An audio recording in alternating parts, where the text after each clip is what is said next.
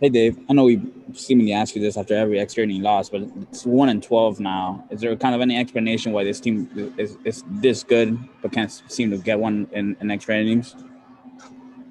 Um, no, there's no explanation. I think tonight um, Iglesias lined the ball down the line, got a guy over, drove him in, and um, Max had a tough play going back on a ball and didn't come up with it. Was their second run, so we tacked on a run and couldn't put another one on the board. So um, that's kind of how this one played out, which I know you know, but I don't have an explanation for the 1-12. In the game, you lose in extras. Obviously, we look at the 10th inning, but is the game kind of decided in the first nine? I mean, you guys kind of struggle to run as a scoring position in some key spots there as well. It is, and I think that people are quick to look at how the game finished.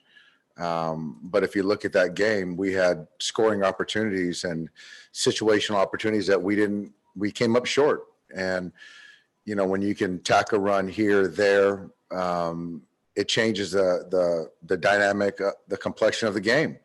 And so that's just kind of, for me, that's the story. And I thought David pitched really well.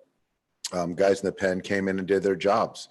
But you're not always going to slug. So you got to, at times you got to manufacture runs. And what happened with Mookie? What's kind of the level of concern there with the hip again? So just in talking to him, I think when he went first to third, that hit pointer, the thing he's been dealing with, really checked him up. And so to be in the outfield, to cover ground, not moving his best. Obviously, you got a Gold Glover and Cody that can take down the defense and the offense. So I just felt that to get him out at that point in time, to not make it worse. Hopefully, there's a chance he can be in there tomorrow, but we'll see when he comes in. Thanks, Dave.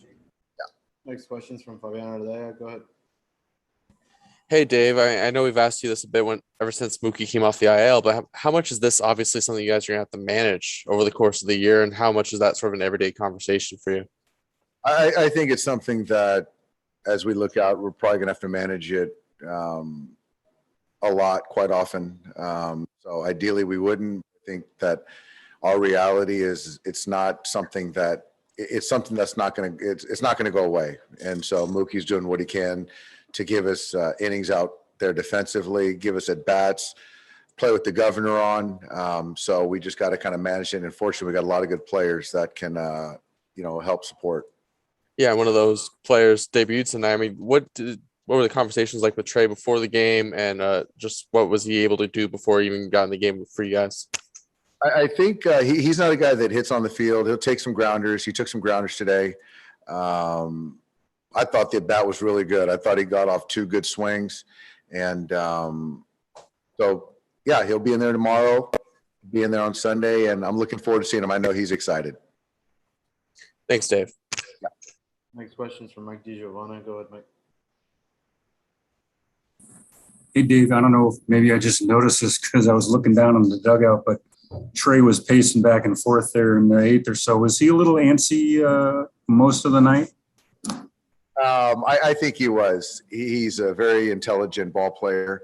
And so when you start seeing how the game's playing out, there were a couple opportunities early from the sixth inning on that we might have went to him. So he was trying to stay in tune with me and Bob and being ready when called upon. So I liked him right there leading off, and took some good swings and, didn't come up with a hit. But obviously, I mean, just such a special player. That's a pretty tough spot for a guy who hasn't taken an at-bat in 10 days. Yeah, no, but it's interesting is that even with that, you would have never known because, that first one cleared the slider out and got a fastball in the zone that he just missed clipping. So still, for me, he got two good swings off. Thanks, Dave.